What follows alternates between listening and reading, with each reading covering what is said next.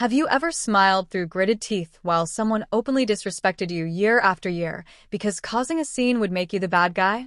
Because that's exactly what I did. Until one Christmas morning, when I handed my sister-in-law a small envelope and watched her perfect, superior smile completely collapse. And in that moment, every humiliation she put me through finally came back to her. If you've ever been underestimated, disrespected, or made to feel small by someone who thought they were better than you, then this story is for you. Hit that like button, subscribe, and settle in, because this is one of the most satisfying, slow-burn revenge stories you'll hear today. My ex-sister-in-law wasn't just difficult. She was performative. The kind of person who didn't just want to be successful, she needed everyone else to know she was successful. Loudly. Constantly. Publicly. Every conversation somehow circled back to money, her house, her decor, her children's schools, her holidays, her standards. And if you didn't meet those standards, well, you were beneath her. Christmas was where her true personality really shined, and not in a good way. While the rest of us talked about togetherness, food, laughter, and memories, she treated Christmas like a luxury catalog ordering session. Every year, without fail, she would send out a gift list. Not suggestions. Not ideas. A list. With prices. And if your gift wasn't on it, she didn't want it. And worse, she made sure you knew she didn't want it. The year that still burns in my memory is the scarf year. That Christmas, her list included one item she clearly expected from me. A very expensive scarf from a local boutique. Not a brand name you could find online. Not something you could substitute easily. Something that screamed, if you care about me, you'll sacrifice for me. The problem? We couldn't afford it. At all. Money was tight. Painfully tight. Bills. Responsibilities. Life. But instead of saying nothing, instead of refusing, I tried to be thoughtful.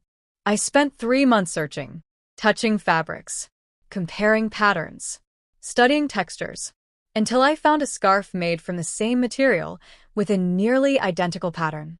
Honestly, no one would have known the difference. No one except her. Christmas morning at her house. Her massive, perfectly styled house, because of course we had to go to her. She wouldn't visit anyone else. Their homes weren't nice enough. So every Christmas, we spent over 2 hours in the car just to be judged under her roof. She opened my gift, and instantly, she checked the label.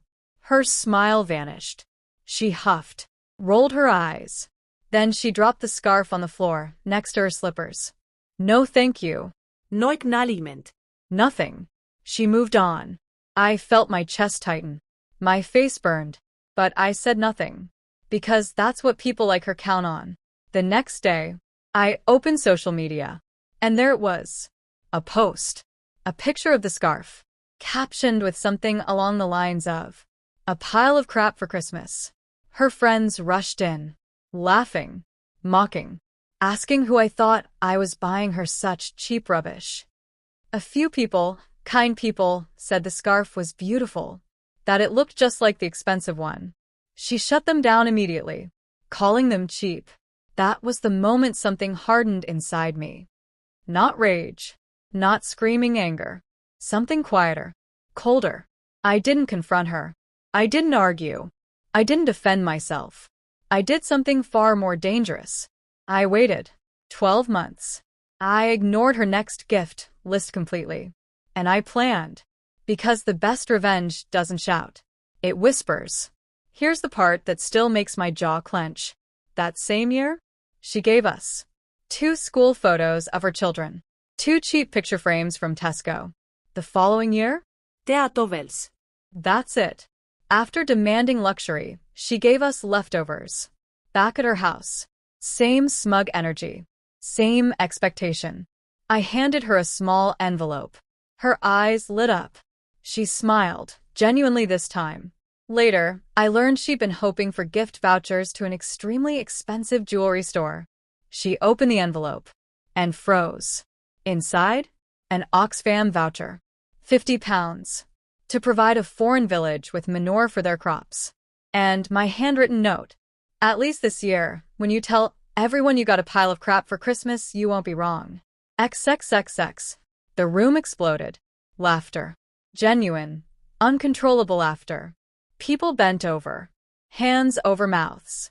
Tears in their eyes. Her face? Blank. Then red. Then tight with rage. She didn't know I'd seen her post. Didn't know I'd heard the comments. She finally understood. And she hated it. For once, she had nowhere to hide. No polite way to recover. No audience on her side. Just silence and humiliation, served perfectly. And me? I felt light. Free. Vindicated. Worth it. Sometimes revenge isn't about cruelty. It's about balance. About reminding someone that kindness isn't weakness, and entitlement always comes with a bill.